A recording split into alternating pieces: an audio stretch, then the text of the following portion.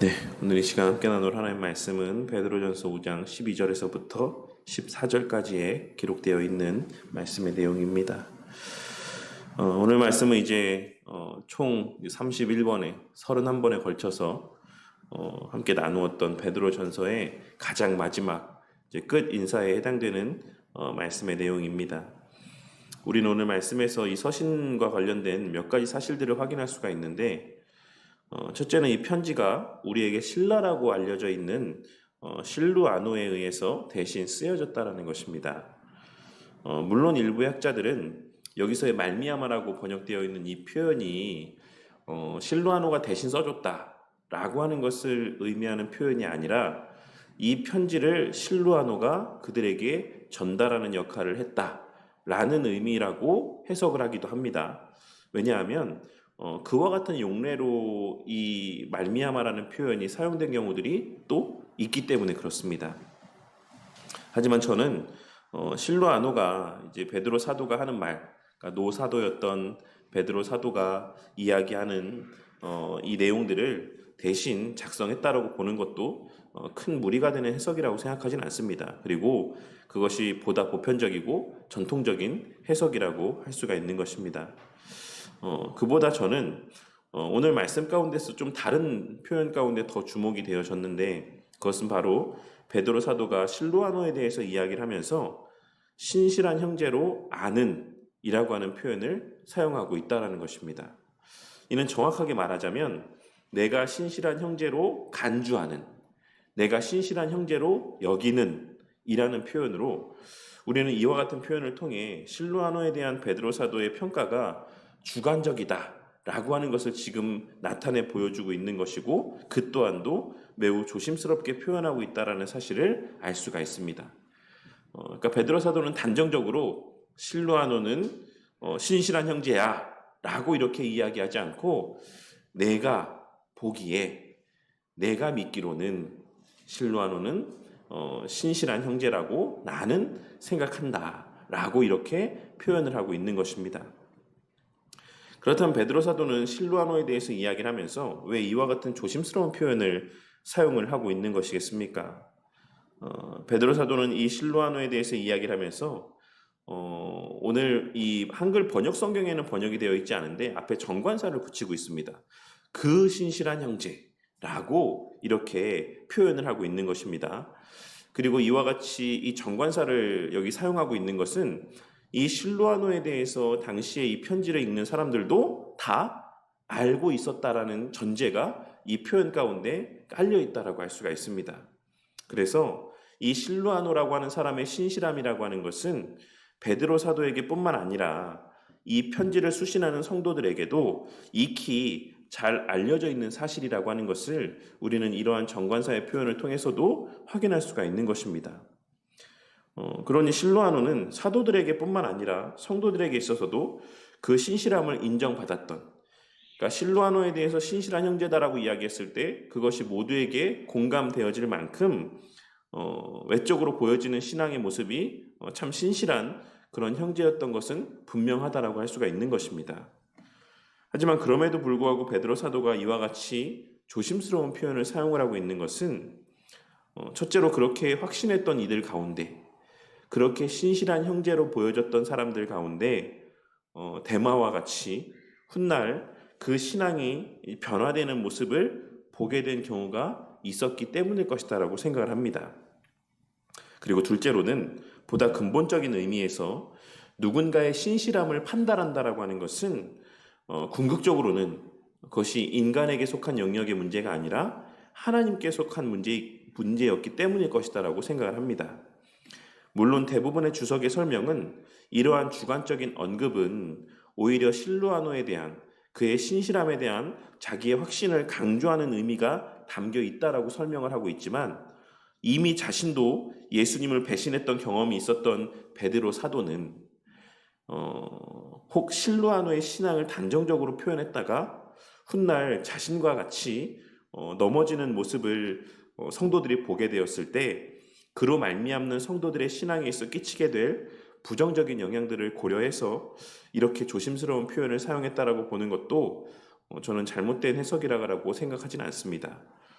그리고 이를 통해 우리 또한 우리가 누군가에 대해서 긍정적으로 확신한다거나 혹은 누군가에 대하여서 부정적으로 단언하는 것을 지극히 조심할 수 있어야지만 된다라고 생각합니다. 저 사람은 정말 거듭난 사람이야. 저 사람은 신앙이 너무 좋아. 세상 사람들 모두가 다 시험에 들어도 저 사람은 절대로 그런 신앙적인 실수들을 범할 사람이 아니야 라고 단정하거나 혹은 저 사람은 죽어도 안 돼. 저 사람은 절대로 예수를 믿을 수 없어 라고 하는 이러한 부정적인 단언을 우리는 조심할 수 있어야지만 된다는 것입니다. 왜냐하면 우리 모두는 오직 하나님의 주권적인 은혜 안에서 그 신앙을 유지할 수 있을 뿐 아니라 그 누구도 또한 하나님의 불가항력적인 은혜 베푸심에서 자유할 수 있는 자는 없기 때문에 그렇습니다.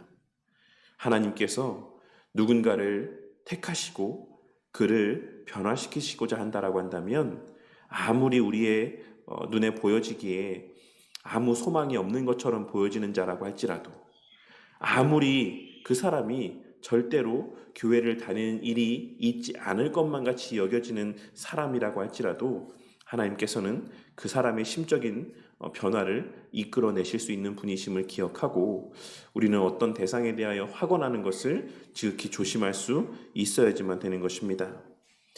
이 사실을 기억하고 오늘 말씀에서의 베드로 사도의 실로아노를 향한 평가를 늘 기억하며 누군가의 신앙을 판단하고 확신함에 있어 지극히 조심하고 겸손할 줄 아는 우리 모두가 되기를 바랍니다.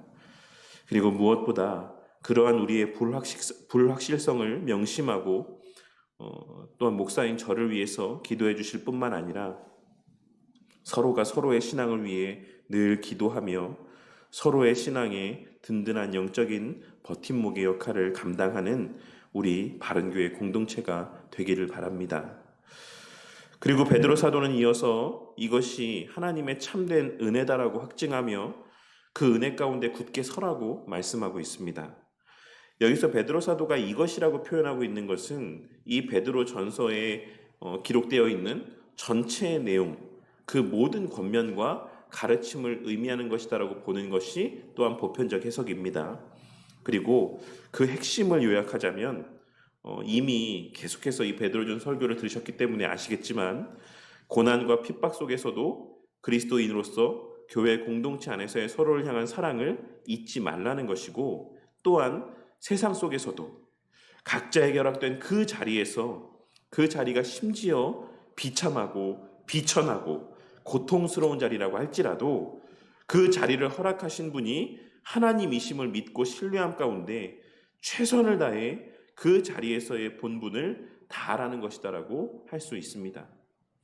그러니까 오늘 말씀의 수신자들이 사실 넉넉한 형편에 있는 자들도 아니었고 자기가 먹고 사는 것도 쉽지 않은 상황들이었으며 사회적으로도 보편적으로 낮은 계층 가운데 있는 사람들이었고 또 지금 이미 핍박 가운데 있었던 상황일 수도 있고 혹은 아직 핍박을 앞둔 상황일 수도 있겠지만 베드로 사도는 그러한 모든 상황들에도 불구하고 교회의 구성원으로서의 또 그리스도인으로서의 그 본분, 그 위치, 그 해야 될 마땅한 그 모습들을 잊지 말고 그 주어진 자리에서의 하나님을 신뢰하며 마땅히 그리스도인으로서의 본분을 다할 것을 이 베드로 전서의 말씀을 통해 말씀하였던 것이고 지금 여기서 말씀하고 있는 것은 그것이 은혜다. 너희들이 지금 눈에 보여지는 형편들은 말로 다 할 수 없을 만큼 너무나도 괴롭고 힘겨운 상황일 수 있지만 그러한 상황 가운데서도 너희들이 하나님을 신뢰하며 그리스도인으로서의 본분을 지키며 살아갈 수 있는 것, 그것이 은혜다. 그 본분의 자리에서 이탈하지 말고 그 은혜의 자리 가운데 계속해서 머물러라 라고 말씀하고 있는 것입니다. 내가 먹고 살기 힘들다라고 해서 형제 사랑의 도리를 버리지 말고 내가 순종하기 싫다라고 해서 사회적으로 자신 위에 세워진 권위를 인정하지 않는 행위들을 나타내 보이지 말고 가정 안에서의 질서를 어기지 말고 무엇보다 교회 안에서 목사는 배나 더 책임 있는 자리 가운데 있음을 명심하고 그리스도와 같은 본이 되는 삶 가운데 바른 가르침을 성도들에게 전하고, 성도는 교회에 세우신 지도자들을 하나님을 대하듯 귀하게 여기며 사랑하고 그의 가르침과 지도에 순복할 것을 말씀하고 있는 것입니다. 왜냐하면 하나님께서는 힘이 없고 지혜가 없어서, 능력이 없어서 우리를 이와 같은 상황 가운데 두시는 것이 아니라 그러한 과정과 방식을 통해 우리에게 주시고자 하는 은혜가 있기 때문이라고 말씀하고 있는 것입니다. 그렇다면 거기에 무슨 유익이 있고 그것이 왜 은혜가 되는 것이겠습니까? 그것은 우리가 이 땅에서의 삶에 궁극적인 소망을 두지 않게 되기 때문이라고 할 수 있습니다. 그러니 베드로 사도는 이어지는 이 은혜에 굳게 서라는 말씀을 통해 비록 우리 눈에 보여지는 현실은 암울하고 고통스러울지라도 반드시 맞이하게 될 새 하늘과 새 땅에 대한 소망을 굳게 붙잡고 그 소망 가운데 굳게 서 있을 것을 말씀하고 있는 것이다라고 할 수 있는 것입니다. 역사 가운데 오늘날에도 마찬가지지만 제가 최근에 있었던 그 광화문에서의 집회 가운데 우리가 가지 않은 데에는 뭐 여러 가지 이유들을 설명을 드렸지만 저는 또한 그 자리에서 외치는 여러 구호들 가운데 동의가 되지 않는 부분들도 있기 때문에 그곳에 가지 않았던 것이기도 합니다. 무슨 말이냐면 많은 분들이 교회라고 하는 곳이 어떤 그와 같은 법안들을 통해서 무너지게 될 것이다라고 이야기를 합니다. 외적인 어떤 교회를 향한 공격들이 교회를 힘들게 하고 무너지게 할 것이다라고 이야기를 하면서 그에 대한 염려로 광화문과 같은 광장에 나아가서 그에 반하는 어떤 주장들을 또 이렇게 구호들을 외치는 것이다라고 생각합니다. 그런데 우리가 기독교 역사들을 살펴보면 교회는 외적인 핍박으로 그 교세가 위축되었던 적이 단 한 번도 없습니다. 교회가 어려움을 겪게 되었던 것은 내적인 바른 신앙 위에 서지 못했을 때, 지나친 부요함으로 물질 만능주의적인 사고 가운데 사로잡히게 되었을 때, 세상적인 즐거움과 기쁨을 하나님께서 공급하여 주시는 그 영적인 유익들과 동일하게 여기며 실제로는 세상적인 쾌락을 추구하며 살아갈 때 교회가 힘듦을 겪었다라는 사실을 우리는 기독교 역사를 통해서도 너무나도 분명하게 확인할 수가 있는 것입니다. 그리고 그런 측면에서 베드로 사도는 오늘 말씀 가운데서 너희들이 고난 가운데 있는 게 은혜다. 너희들이 이 땅에 소망을 두지 아니하고 정말 언제 주님 다시 오실 것인가? 언제 우리에게 그 약속된 은혜들이 누려지고 만끽되어질 것인가? 그 새 하늘과 새 땅에서의 이미 보장된 그 은혜들을 바라보게 되는 지금의 그 힘든 상황들이 은혜다라고 말씀하고 있는 것입니다. 그러면서 베드로 사도는 13절에 기록된 말씀에서와 같이 바벨론에 있는 교회가 너희에게 무난하고 내 아들 마가도 그리하느니라 라고 말씀하고 있는데, 여기서의 바벨론이라고 하는 이 지명의 언급에 대해서 칼빈 선생님은 이 바벨론이라고 하는 지명이 실제 바벨론이라고 하는 지역, 그러니까 예전에 이제 바벨론 제국의 어떤 수도였던 그곳을 의미하는 것이다라고 이제 해석을 하는 반면에, 루터를 비롯한 많은 학자들은 이를 로마를 가리키는 상징적인 표현이다라고 해석을 합니다. 그리고 저는 여기서만큼은 칼빈 선생님의 견해보다 루터 선생님의 견해가 더 타당한 견해다라고 생각을 합니다. 그리고 무엇보다 당시 최고로 번화한 도시였던 로마를 죄악이 관영한 세상, 땅의 임금들이 다스리는 지극히 세상적이고 부정적인 장소로 묘사하고 있다는 점을 우리는 주목해 볼 수 있어야지만 된다라고 생각합니다. 이 편지를 읽는 당시 1차 수신자들은 이 편지의 서두에서도 언급했던 것처럼 소아시아 지역에 흩어져 살던 디아스포라 기독교인들이었습니다. 그리고 그들 가운데 상당수는 이방인들이었을 것이다라고 추측이 됩니다. 그러한 그들에게 있어 로마라고 하는 도시는 마치 예전에 우리 어른들에게 있어 서울이 동경의 대상인 도시였던 것처럼 당시 그들에게 있어서 로마라고 하는 도시는 부유함과 번영의 상징으로 세상적인 면에서는 매우 동경의 대상이 되는 도시였을 것이 분명합니다. 하지만 베드로 사도는 그와 같은 세상적인 동경의 대상이었던 로마가 바벨론과 같이 악이 관영한 지극히 세속적인 도시라는 사실을 그들에게 상기시켜 주므로 그들로 하여금 땅에서의 번영과 부요함과 형통함에 대한 소망이 아닌 재림하실 예수님으로 말미암아 누리게 될 새 하늘과 새 땅에서의 복된 삶을 더욱더 소망하게 하기 위해 의도적으로 로마를 바벨론이라는 표현을 사용하여서 나타내 보이고 있는 것이다라고 할 수가 있는 것입니다. 그리고 무엇보다 그 로마에 있는 교회가 소아시아 지역에 흩어져 살고 있는 교회들에 무난한다라는 사실을 기록하므로 어느 지역에 거하고 살아가든 주의 몸된 교회에 속한 이들은 하나의 보편교회에 속한 형제와 자매라고 하는 사실을 그들에게 상기시켜주고 있습니다.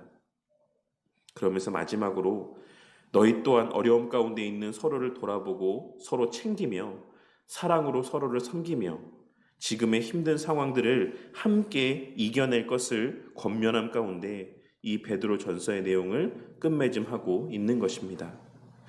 그리고 무엇보다 그리스도 안에 있는 너희 모든 이에게 평강이 있을 것이다 라고 말씀하므로 그리스도인의 평강의 주체와 근원은 이 땅에서의 부요함과 형통함 가운데 있는 것이 아닌 그리스도 안에 거하는 것에 있다라고 하는 사실을 분명하게 확증하여 주고 있으며 그리스도 안에 거한다라고 하는 것은 곧 가시적인 하나의 보편교회 공동체 가운데 속하여 있는 것을 의미한다라는 뉘앙스의 말씀으로 이 베드로전서의 내용을 끝맺음함으로 장차 더욱 극심한 박해를 맞이하게 될 소아시아 지역의 성도들에게 하나님 나라의 현시로서의 이 교회의 가치를 되새겨주고 너희들이 어떤 고난과 핍박 속에서도 교회를 떠나지 말아야지만 된다라고 하는 사실, 너희들이 아무리 힘들어도 너희들이 그 참된 평안과 형통의 근원이 되는 이 교회 공동체를 떠나서는 안 된다라는 권면으로 이 베드로 전서를 마무리하고 있다라고 할 수 있는 것입니다. 오늘 말씀을 통해 베드로 사도가 그리스도로 말미암아 이 땅에 세워진 가시적인 교회 공동체가 우리 신앙에 있어 얼마나 귀하고 가치 있는 곳인지를 말씀하고 있는지를 다시 한번 깨닫게 되는 은혜가 있길 바랍니다. 이미 여러 차례 말씀드렸지만 칼빈 선생님을 비롯한 우리 신앙의 선배들은 지상의 가시적 교회 밖에는 구원이 없다라고까지 말씀하므로 이 땅의 지상의 교회 공동체의 가치를 너무나도 귀하게 여겼습니다. 물론 교회 안에는 마지막 때 새 하늘과 새 땅에 함께 들어가지 못할 자들도 있는 것이 사실이지만 그러한 사실이 교회의 가치를 떨어뜨리는 것은 아니다라고 하는 것을 우리는 오늘 말씀을 통해서도 분명하게 깨달을 수 있어야지만 된다라는 것입니다. 저와 우리 모두가 오늘 말씀에서의 베드로 사도의 실로아노를 향한 평가를 마음에 새기고 앞으로의 신앙의 걸음 가운데 사람을 신뢰하고 사람에게 소망을 두며 또한 사람을 확신함으로 그로 말미암는 시험을 경험케 되는 일들이 생기지 않길 바랍니다. 우리에게 잘 알려져 있는 유명한 기독교 격언과 같이 사람은 신앙의 대상이 아닌 사랑의 대상일 뿐임을 기억하고 언제나 그 소망을 우리 주 예수 그리스도께만 두고 살아가는 저와 우리 모두가 되기를 바란다는 것입니다. 그리고 무엇보다 우리가 속한 이 교회라는 공동체는 예수님께서 친히 세우신 기관이자 공동체인 것을 명심하고 세상적인 기준과 가치에 따라 교회의 가치를 판단하고 평가하는 자들이 되지 않길 바랍니다. 사람이 많이 모이는 교회, 재정적으로 부유한 교회, 온갖 세상적인 유익들을 제공받을 수 있는 그러한 교회들이 귀하고 가치 있는 교회라 착각하는 우를 범하지 않게 되기를 바란다는 것입니다. 왜냐하면 그러한 사고와 가치 판단은 바벨론적인 사고 가운데 살아가는 자들의 가치 판단의 기준이 되는 것이기 때문에 그렇습니다.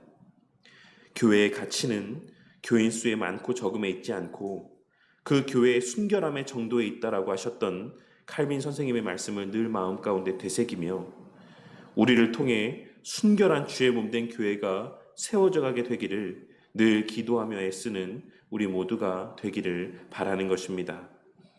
그리고 지난 설교 때도 말씀드렸던 것처럼 세상에서는 절대로 경험할 수 없는 교회 안에서의 진정한 사랑과 섬김의 모습을 통해 우리 각자도 그러한 교회 공동체에 속하여 그로 말미암는 위로와 기쁨과 감사를 경험하고 세상을 향하여서도 오직 교회만이 드러낼 수 있는 교회의 참다운 멋과 맛을 증거하며 그 가치를 밝히 드러내는 우리 바른교회 공동체가 되기를 바랍니다. 비록 우리의 처한 오늘날 이 시대의 교회의 현실은 때로는 너무나도 암울해 보이기도 하고 낙심이 되는 것도 사실이지만 그럼에도 불구하고 우리 모두에게는 불타 없어질 바벨론과 같은 미래가 아닌 영원한 기쁨과 극치의 즐거움이 가득한 새 하늘과 새 땅이 예비되어져 있음을 명심하고 바른 종말론적인 신앙과 기대와 소망과 확신 가운데 굳게 서서 주님 다시 오실 그 길을 예비하고 또한 하나님의 택하신 자들을 계속하여 불러 모으는 그 교회의 참다운 매력을 세상 가운데 풍겨내므로 그 매력에 이끌려 하나님의 택하신 자들이 이 주의 몸된 교회 공동체로 발걸음하게 되는 우리에게 맡기신 그 귀한 사명을 계속하여 힘있게 감당해 나아가는 우리 바른교회 공동체가 되기를 주님의 이름으로 간절히 축원합니다.